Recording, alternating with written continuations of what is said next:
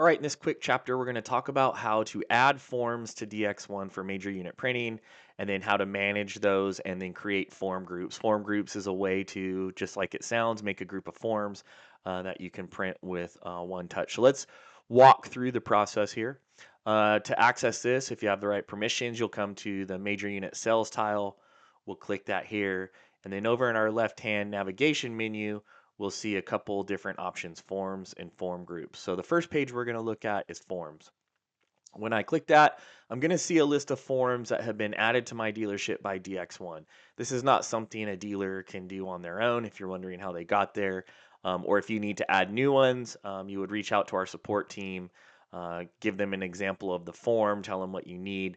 There would be a charge, they would map it, and then it would show over here in your dealership. And then we also have major unit bill of sales and quotes from the DX1 side that are also shown here. Now, if these are active, we can tell because in this column they're checked and they're active. If I don't want to see a form in my list, maybe I don't use it anymore. It's pretty simple. I can uncheck it, click save. It's going to let me know I'm making some changes.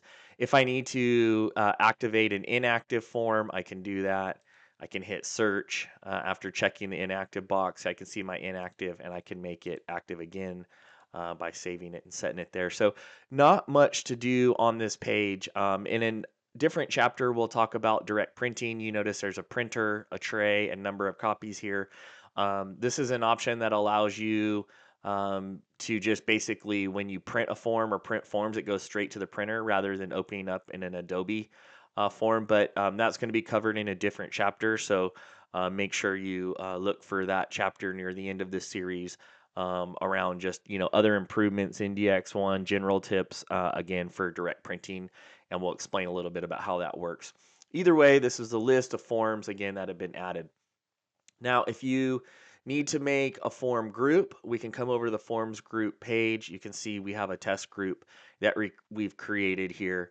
And I'll show you a little bit of how you can create a group, right? So I can come in here and I can say add. I can give it a group name, demo test. Maybe for you, this is, off-road with financing. You could have off-road without financing, particular forms for a brand, a type of bank. Again, you can give it a description here. Um, and then what we can do is decide which forms are going to be part of the group. So I can say, yeah, every time I want to do that, I need these particular forms added. I can hit save, and now I've created a form group. Just like over on the forms page, if I don't want to have a group that I made active anymore so it doesn't show on a list, I can uncheck it, click save, it'll remove from the list. If I want to show inactive, I can check the box and activate it again, hit save, and I've got it back.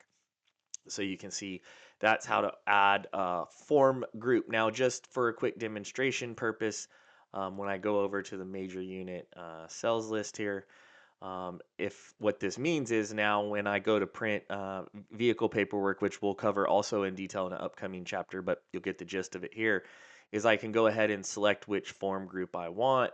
I can say, here's my demo test. You can see that my boxes are checked. And then here I can hit print group and it'll run through the print process for me, giving me the forms that I need, etc. So it's a great tool to kind of help you move along. If you have multiple units on a particular deal, when you selected a form group, you could also select the unit. You can say all or this group prints to this unit and then select another unit and print it. You can also set the date on paperwork, updated different than the deal date you've created by clicking the calendar on the custom bill of sales. Here's where you can go in and change the date on a particular paperwork for stuff you need to print off here. You can also on the fly in the group add forms or uncheck forms. Maybe I don't need this one because it's not South Dakota. I can uncheck it.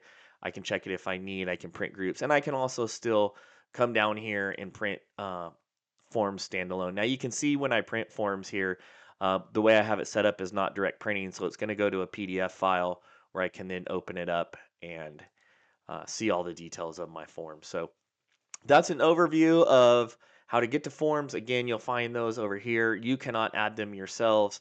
Custom forms have to be built by our DX1 support team. There is a charge. If you have questions about that, reach out to them.